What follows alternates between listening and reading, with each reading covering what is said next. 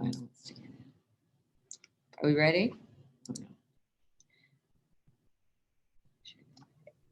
It is recording now, and it just started live streaming on YouTube. Good morning. Thank you for joining us today. I'm Lorna Van Akron. I am a commissioner on the Commission on Aging for Pleasant Hill. And with me today is Tricia. She is Hillendale Home Care's RN nurse that is the expert on COVID right now. So Tricia will be doing most of the talking, but I did want to invite you to interrupt at any time. Our chat's not working. So if you have a question, let's be casual and just go ahead and unmute yourself and ask the question. We're good with that, okay?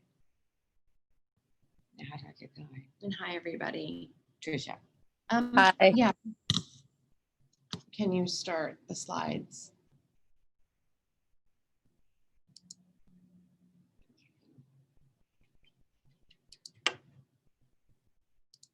Are you starting the slides?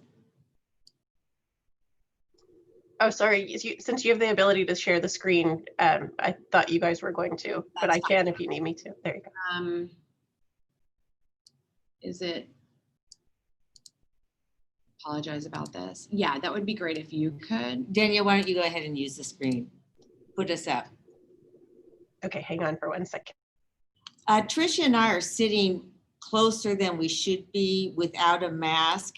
However, we've done the temperature check and we are always are wearing masks, but we wanted to be able to be clear when we spoke. So that is why we are sitting here close together and not wearing a mask. Completely lost them. Stop screen sharing. We also get tested all the time. Part of my job is to go out and assess clients, so I never know what I'm walking into. I wear a KN95, which we're going to talk about in a couple minutes. I do diligent hand washing. My children are tested constantly. They are lucky that they are actually in school, so they're tested weekly. They even get tested more frequently than I do. But yes, as Lorna said, so you can hear us, we're actually here unmasked, and that's a risk we take, hence we get tested. Oops. What is going on? Isn't this how we do? I think she has to, can we have the next slide?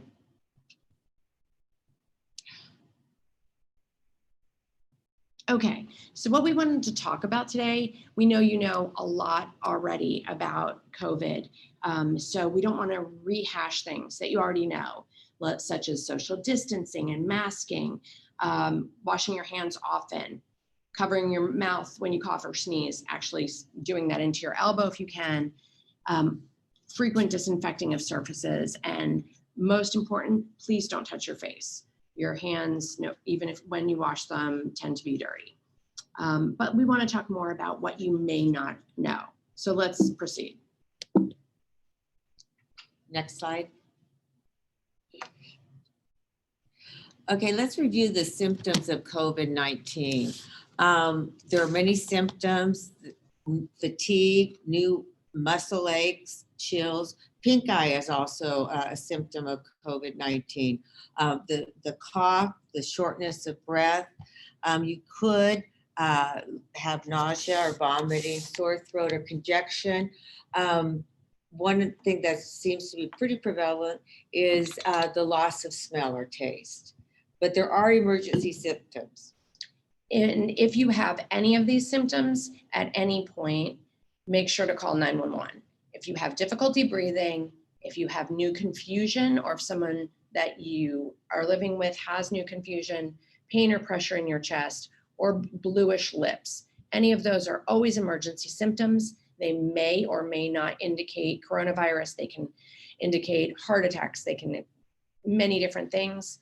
Please call 911. The other symptoms, if you start to develop them, which sometimes just having new fatigue is maybe you think you're getting a cold, or if you're beginning to get a sore throat, again, you think maybe I have a cold, please put a mask on, even in your own home. Isolate yourself from the other members of your household and call your doctor. Next slide. So we need to have a baseline for your health. It's important to know your health. It's important to take your temperature at the same time every day. We're looking for fever. Keep a list of your current prescriptions close at hand. Have an emergency contact person that knows you and your regular health. And know if you're at high risk. Most of you know this already. If you don't know if you're at high risk, ask your physician. That's a quick phone call. But if you suffer from any of these conditions, obesity, diabetes, if you've ever had an organ transplant, if you have chronic kidney disease, chronic obstructive pulmonary disease, or any serious heart condition, you are at high risk for coronavirus, and you have what's called comorbidities. Next slide. So is COVID-19 or is it the flu? So some symptoms for COVID-19 we've already talked about: the fever, the cough, the muscle pain, nausea, vomiting, diarrhea. If you have the flu, you have similar symptoms. The difference how you can decide whether you think you're getting COVID or the flu, and both of these should be accompanied by a phone call to your doctor. But just to give you a little bit of peace of mind, COVID symptoms tend to come in order. The fever tends to be first, followed by a cough and muscle pain. So you're moving from your head down your body, then nausea and vomiting, and then diarrhea as one of the last symptoms. That is how it tends to come. It can come in a quick fashion, but again, it'll start and progress from your head on down. Fever, you may not even know you have a fever, but it's normally accompanied by a headache. So look at those things. You're then going to want to call your doctor and get tested. And also they've found, again, putting on a mask, even to prevent other people in your household, and isolating in a room by yourself is very important. The flu, on the other hand, or any of the influenzas, multiple symptoms come on at once. I tend to describe it as a nurse, whenever I've had the flu, as being hit by a Mack truck. You've got lower back pain, and then you start to get a cough, congestion, chills. It all comes at once. Again, it's a really important time right now. And since there are variations, call your doctor, but there is treatment for the flu. That's what I want you to know. You all probably, maybe some of you have been on things like Tamiflu before. There are a number of different varieties. If you get early treatment for the flu, they can lessen the severity of your symptoms, and they can lessen the duration of your symptoms. So you might feel sick for 3 days instead of 7. Next slide. So one of the first things that we have our caregivers do is they have to have a temperature check every morning before they can start working. There's several different types of temperature checks. As the nurse, Tricia, why don't you talk about it? You probably all have encountered these by now. There are infrared thermometers that scan your forehead. If you've just been outside or near a fireplace, you might feel a little warm on your forehead. So those sometimes can be inaccurate. There can be an ear thermometer. Those used to be very prevalent, and you have to make sure you have an accurate seal for those. There's temporal thermometer scans, a regular mercury thermometer, the old-fashioned one that you need to make sure that you get the mercury all the way down and then take it. That takes the longest. There's digital thermometers that you can use under your tongue, under your arm, etc. Many different kinds of thermometers. So just to know what's out there. But what's important about taking your temperature is to, one, take it at the same time every day, not to eat or drink prior to taking it for at least 20 minutes. Don't exercise prior to taking your temperature. And don't take your temperature in the afternoon every day. Do it in the morning, or because your temperature will increase later in the day. Most of you, everyone has gotten sick before, and people tend to realize that temperatures always increase at night. That's part of your normal body process. So take it in the day, know what your baseline is. Also know if you're taking any medications that are affected by your temperature. That is Tylenol, Motrin, ibuprofen, aspirin. Other non-steroidal anti-inflammatories will also affect this. The name is escaping me, the one that's a 12-hour non-steroidal at the moment. Those are also compounds in many medications. So you might have Tylenol with codeine if you're on a pain medication. That can also decrease your temperature and give you an inaccurate result. Next slide. Okay, let's talk about masks. Really, masks are worn to protect other people in case you are affected. The mask is not a substitute for social distancing, but as we're learning every day, wearing a mask is critical to the stop and prevention of COVID. What's important is that you keep a supply of masks on hand.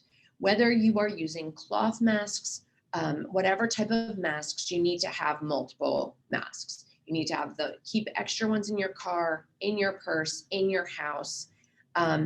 Always have a second mask with you in case you sneeze or cough. Once that mask is wet, it is no longer effective. All of the masks need to fit properly. They need to go on top of the bridge of your nose, right in between your eyes. They need to go under the bottom of your chin, and there should be no gaping on your cheeks. That mask, the better it fits, the better you are going to protect others, the better protection you will have. It's important as well that you use a mask that has multiple layers of cotton or multiple layers of material inside of them. Most masks that you purchase will state whether they do. There are masks that have filters you can put inside of them.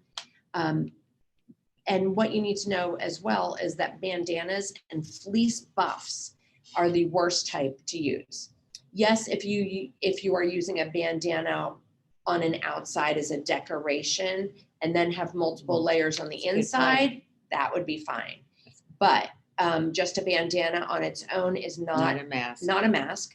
They've also done studies on fleece buffs, and they somehow trap the materials and make it worse than if you were not even wearing a mask. So please don't do that. Other important things to remember when using a mask is that you only want to touch it by ear loops. You don't want to touch the front. That should be the area that is infected. You want to dispose of that mask as soon as it is damp, moist, soiled. If you have a dirty mask that you have been wearing every day, it will not be effective. So make sure and wash those masks every day if they are washable, and always wash your hands before and after touching your mask. Even if you're only doing it by the ear loops, again, you're about to touch an area on your face, your hands may be infected. Wash your hands, clean them, take your mask off, wash your hands again.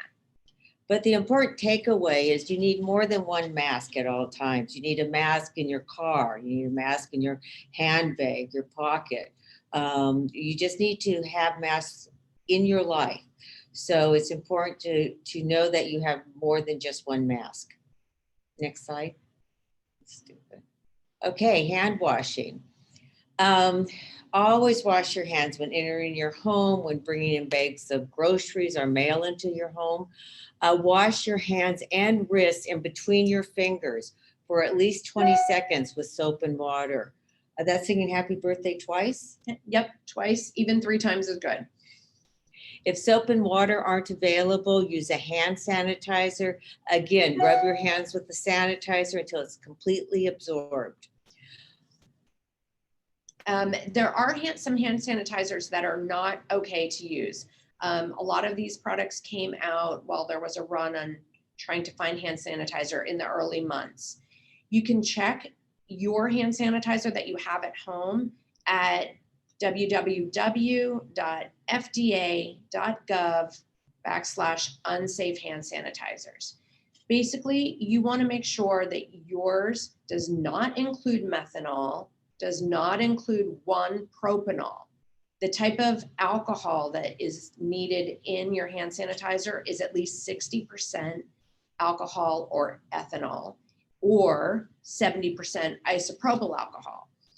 So if you need a reminder of this, it will be at fda.gov unsafe hand sanitizer website, and you can check out what you've purchased recently. It's really important as well. Keep hand sanitizer with you. I know there's a lot out there. If you do go into a store, if you go to Trader Joe's, they will give you some. But also, every time you get back in your car, just make it a habit to have a bottle there. I actually have a pump bottle there. Squirt some in, rub it in your hands. You know that you're safe again getting into your car. Next slide. Okay, dementia and COVID-19 bring a lot more challenges, but there's some things that we can talk about that will help the dementia patient and yourself through this period of COVID-19. It's important to keep a routine with the dementia person. You want to get outside daily, multiple times if possible.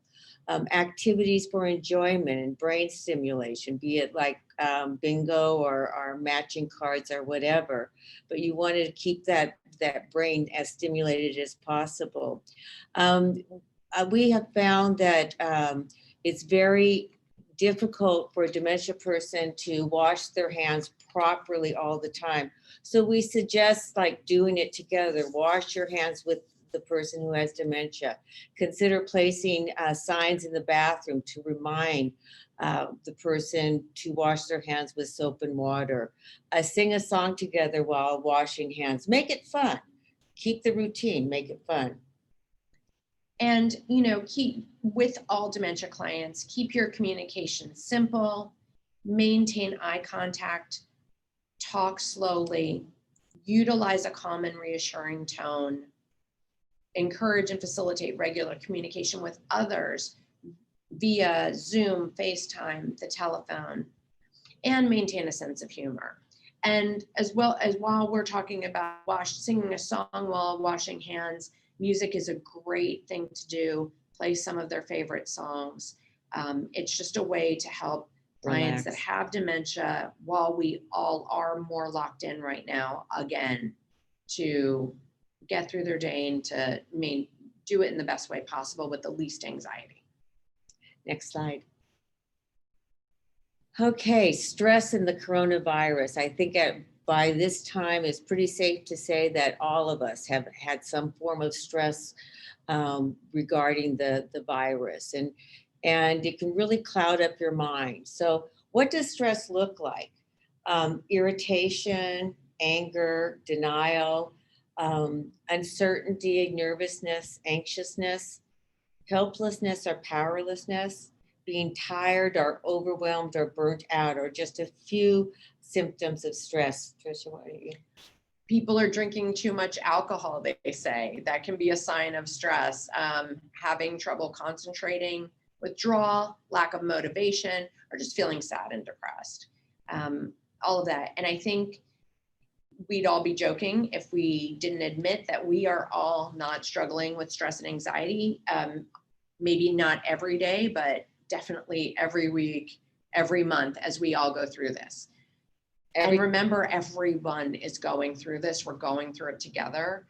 So one of the really important things is to identify that you are stressed, share it. Next slide.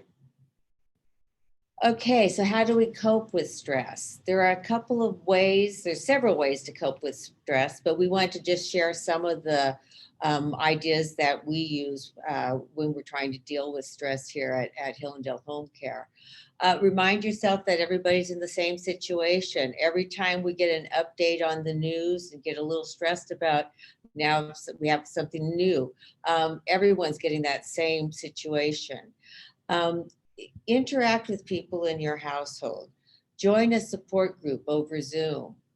Sometimes it helps just to identify and accept the things that you have no control over. Increase your sense of control by keeping a consistent daily routine. I think routines are always really important during the day. Get a lot of sleep, get adequate sleep. Eat healthy meals. Take a break from watching or listening or reading the news that we're really stressing that 10 minutes of news a day is adequate right now. Engage in mindfulness techniques, like as in breathing exercises or meditation, or just being mindful. And then, 20 minutes of sunshine every day certainly helps with coping stress. Next slide. I'm sorry, I didn't do that all. So, grant me the serenity to accept the things I cannot change, the courage to change the things I can, and the wisdom to know the difference. That is true right now more than ever. Next slide. Take time for yourself. We need self-care. We need to take care of ourselves individually. So there are things we can do, and self-care is no longer just a treat for yourself. It's a necessity in this time. Absolutely. Next slide. So what can we do? We can do things to prevent boredom. One day can kind of look like the next at this point. So take control of that, and you can change it for yourself and for your loved ones. You can socialize. You can organize to have a happy hour online with friends, or Christmas cookie decorating with friends. If you don't, ask someone if you don't know how to use FaceTime or Zoom, and make yourself a schedule. Connect with those people that you're missing at this point. Connect with your friends and loved ones regularly. Make it Tuesday at noon that you have lunch with Judy or whoever it might be. You could create an online book club where you are doing things not together, and then you can come online together and talk about it. You can also have a movie club where you all decide, hey, we're going to all watch the same movie on Friday night, and then we'll talk about it on Saturday while we get together, and all have coffee in the morning, but from your own home. So make time to relax, make time to read a new book, watch a new movie, Listen to music, dance around your house a little bit. It'll get your endorphins going and you'll feel a little bit better. And also exercise. You can do that either, again, on a Zoom class, on a TV program, or following a physical therapy program that you have.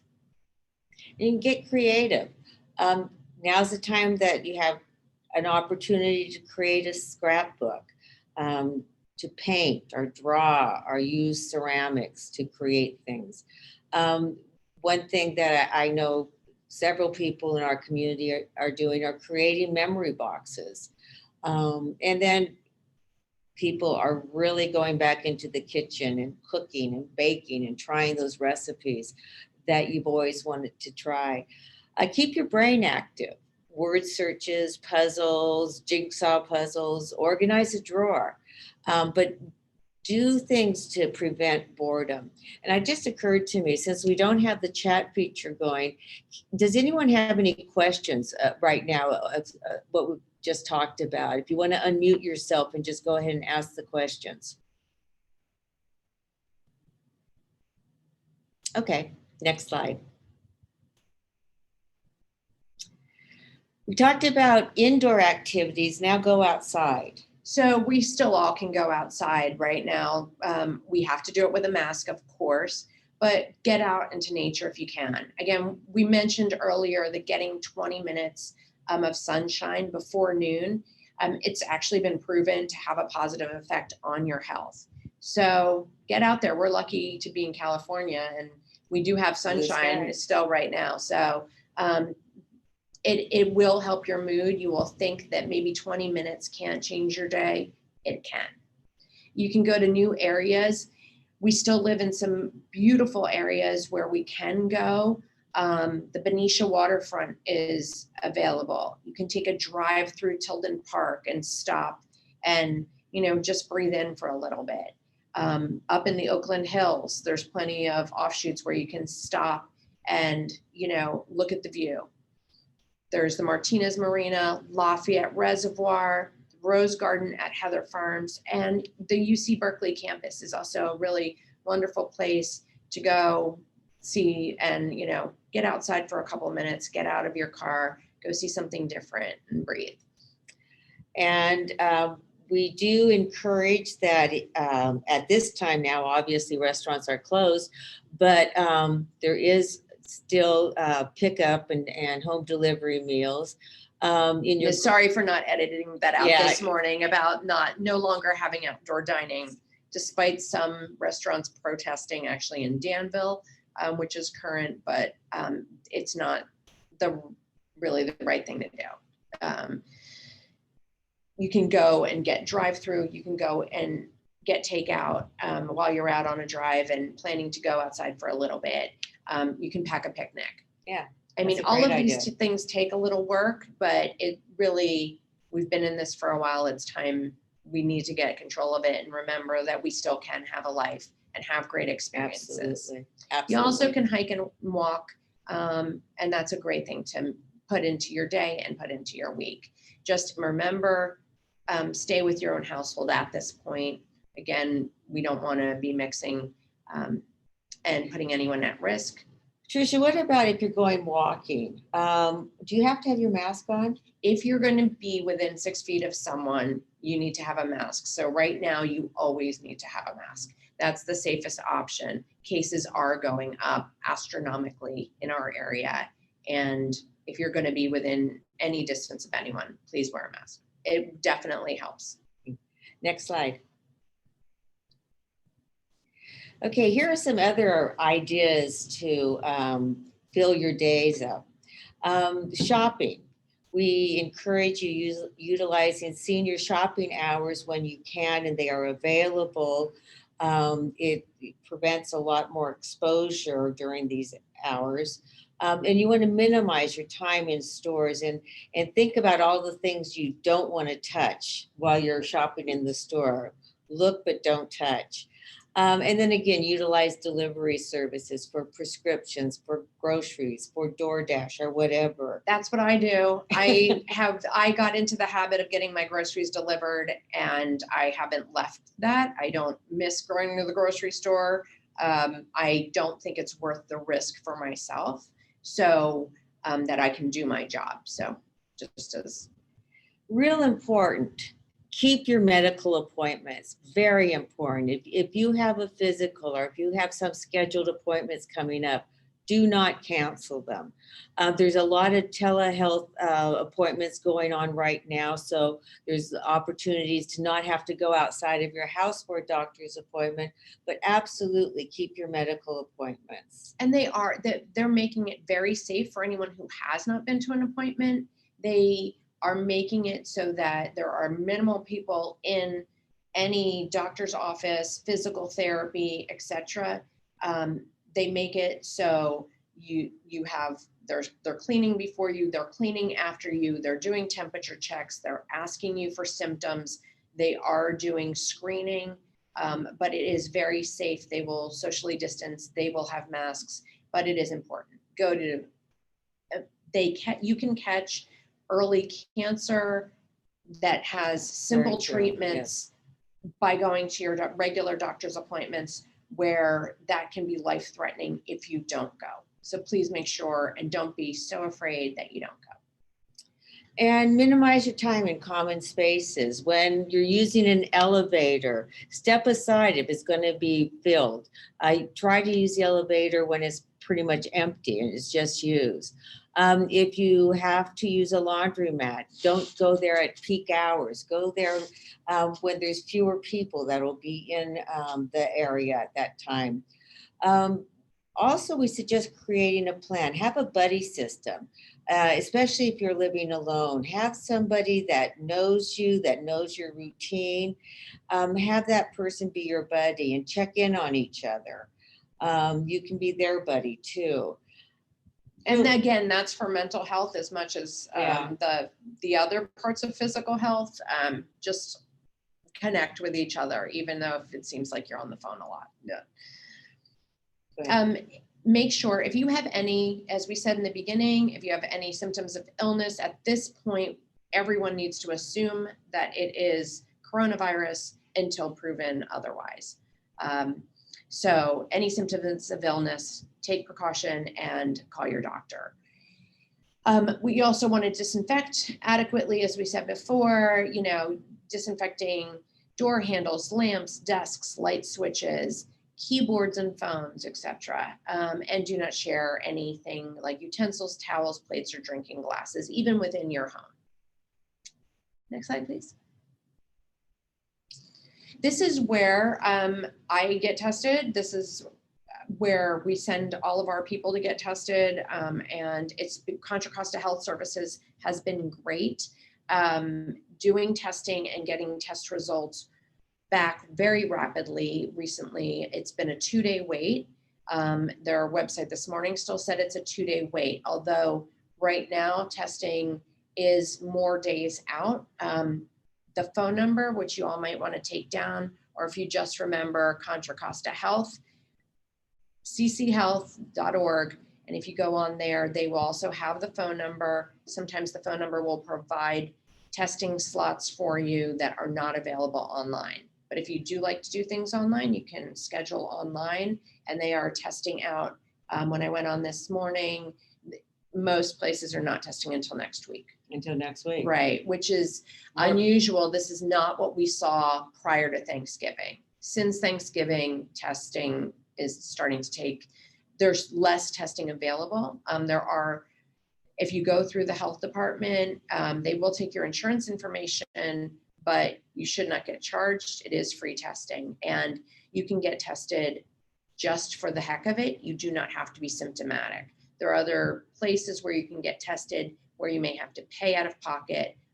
It's about $150 and up, and other places where you might have to have a doctor's appointment virtually before you get tested, etc. So those are for if you are not symptomatic. So I have a question, Tricia, for you. Yes. They talk about exposure and length of time of exposure before you get tested. Can you tell me, Yes. can you fill me in on that? Oh, thank you for bringing that up. Absolutely. So if you have been exposed to someone who is symptomatic from COVID and you find out that they're positive the very next day, please don't get tested then. Your body really needs 1 to 2 days to get the antibodies that can be found in the test. They actually suggest that you get tested 5 to 6 days out from After exposure? Okay. That's the sweet spot, 5, 6, 7 days.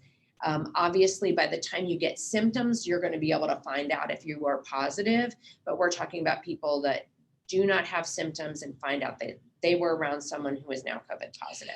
And then you quarantine still? Is that still? You absolutely still quarantine.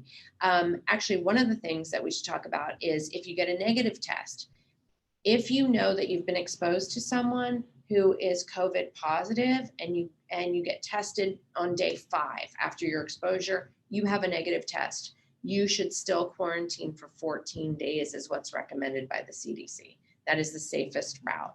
There are some instances where they are telling you that you can end your quarantine at day 7 or day 5.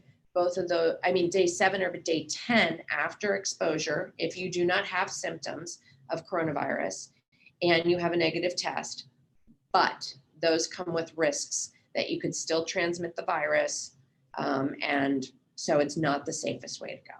We're still recommending if someone has an exposure to wait the full 14 days. Okay, thank you. It's always confusing. Next slide, please. Well, it sounds silly, but we just need to remind everyone, don't stop living. Just make adjustments in your schedule. Just, keep in mind throughout the day, that you need to be safe, that you need to save yourself from getting exposed. Just make adjustments. That's right. Do what you can do and let the rest go. And you can do these things. You can make a plan. If there's things that you've wanted to do that we've mentioned, make a plan. You don't need to do everything in one day. Tuesdays could be for a new recipe, and Thursdays could be for, cocktails with your friends online. I guess that's why they call it COVID-19, because it's the 19 pounds. Is that what people are saying? I think so. Next slide, please. Okay, Hillendale Home Care is a home care organization, and we just wanted to have this slide on because people tend to not want to have outside help come in because of the virus. And we just want to stress that if there are people who definitely need to be cared for, need to be professionally cared for, need to have an outside person come into the home to help them with their activities of daily living, be it a hospice patient, be it a dementia patient, you need help, meal preparation, bathing, dressing, all those things. Some people do need that help and need to bring in outside help. So we just want to, let you know that this is how we as a home care organization are addressing the issue, so that if you are using a home care agency, you can think about these things and make sure that it's happening. And I want to let you know that on that, as we've started this, what I need to tell you is we are taking all the precautions, not only for our clients, but for our caregivers. We have never stopped working during this. We have lost caregivers that have been afraid. And I want you to know your caregivers are afraid. Their livelihood means that they go into someone else's home and help them and assist them in close contact. So here is what we've developed and what we do. And we have been very, very lucky, knock on wood, that we've been doing really well and have not had any outbreaks.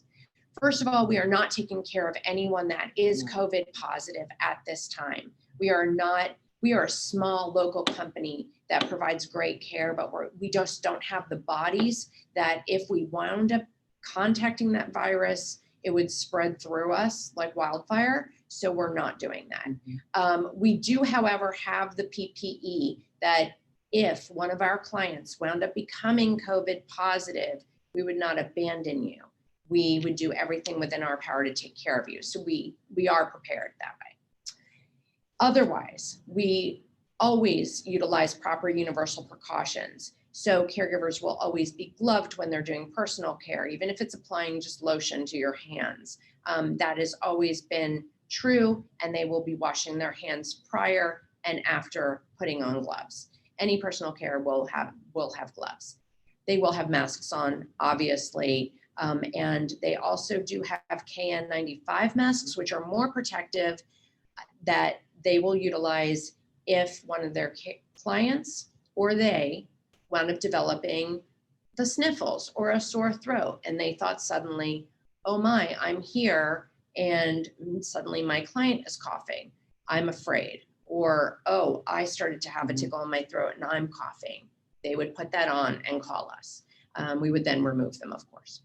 Anyway, so we are maintaining up to date COVID-19 education. Things are changing a little less rapidly than they used to, thank goodness, but we're making sure we've had at least 2 rounds of COVID education for our caregivers. We do limit the number of caregivers assigned to each client. We want to give you the best experience and then the best experience and keep everyone safe. We have free registered nurse care management, and we have a field staff supervisor, making sure everyone's doing everything properly, as well as 24/7 caregiver and client support. We screen all new families and clients for COVID-19.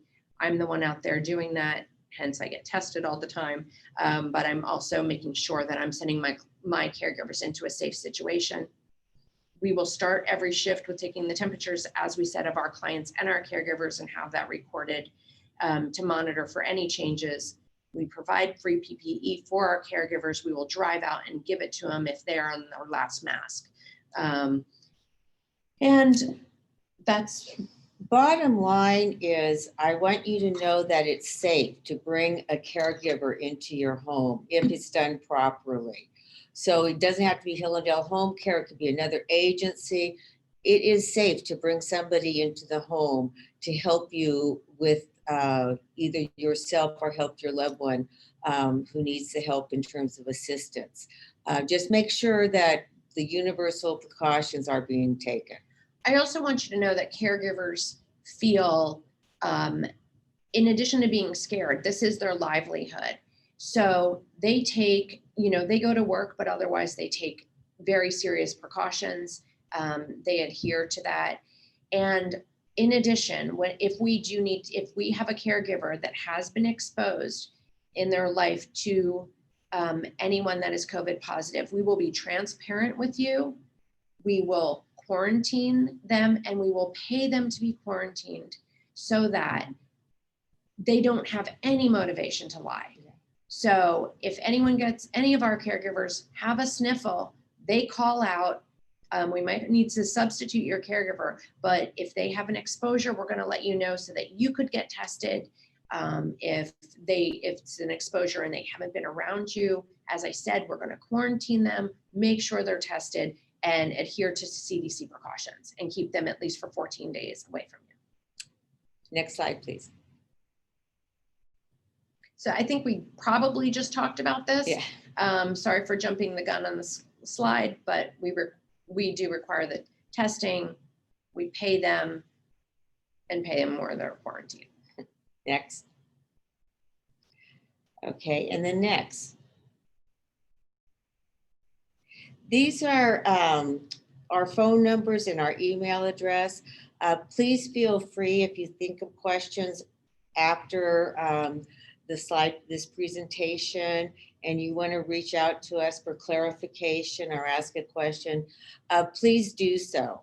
Our phone number is 925-933-8181. And our email addresses are on the screen. So please feel free to contact us at any time should you have any questions. Thank you for listening today. I'm really excited that the Pleasant Hill Commission on Aging has taken the initiative to provide these health seminars. And at this time, is there anybody that has any questions? Please just unmute yourself and ask the questions.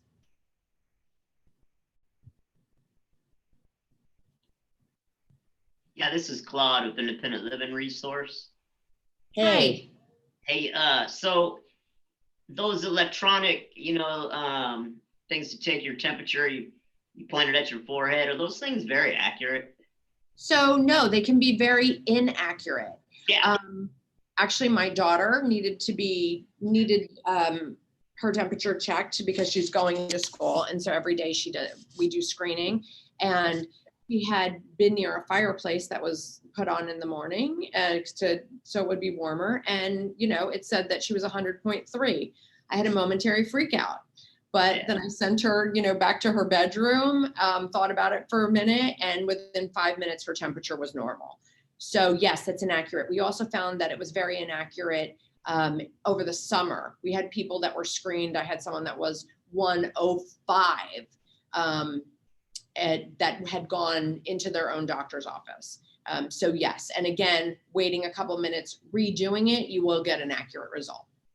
Yeah, the one we have, I bought from Amazon, and my sister is a caregiver, and she has to check her temperature every day. Right. And it comes up like 96, 97. It's like, and that's okay. 96, 97 is okay in the normal variant. And that's where we say what's really important is to take it every day. No, hey, that's where I run. That's what my body temperature is. You may have someone that runs a little bit warmer. Where you're going to want to get concerned is 100.4 per CDC. So I know my caregivers, anybody over 99, they're calling me and asking questions, which is great because then we can open the conversation and say, are there any other symptoms? Frequently, we deal with the older population. Urinary tract infections tend to be a frequent thing. Right. So you can get a fever with that. I've had clients with brain tumors that tend to get fevers. That happens. So it's variable, and that's why it is good. Again, it's just a screening tool and opens the conversation. Thank you. Sure. Thanks for the question. Anyone else? Well, thanks for taking an hour of your day and being here with us. And again, if you ever have any questions, feel free to contact either Tricia or myself at Hill and Dale Home Care. Thank you. We really appreciate it. Thank you. Stay safe. Thanks. Thank you. Bye-bye now. Bye now. Thank you. Thank you. Bye.